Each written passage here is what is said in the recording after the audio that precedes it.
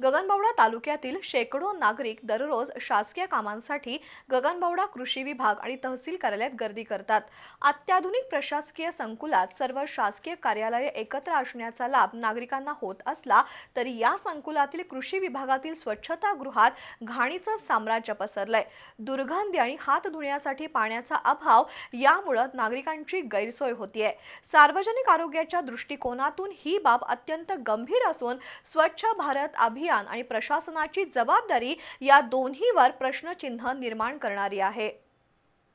काही वर्षांपूर्वी गगनबावडा तालुक्यात विविध शासकीय इमारती उभारण्यात आल्या।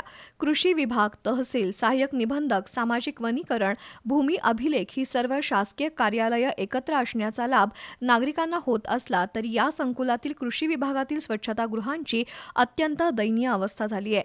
अनेक विभागांची कार्यालये एका संकुलात आल्यामुळे नागरिकांना मोठा दिलासा मिळालाय, मात्र स्वच्छतागृह आणि कार्यालयीन सेवांचा बोजवारा उडाला आहे। कृषी विभाग कार्यालयात येणाऱ्या नागरिकांची गैरसोय होत असल्याची तक्रार वारंवार होत आहे। कृषी विभागातील स्वच्छतागृह पूर्णपणे अस्वच्छ, दुर्गंधीयुक्त आणि पाण्याविना आहे। याबाबत संबंधित अधिकाऱ्यांनी तातडीने उपाययोजना करावी हीच सर्वसामान्य नागरिकांची अपेक्षा आहे।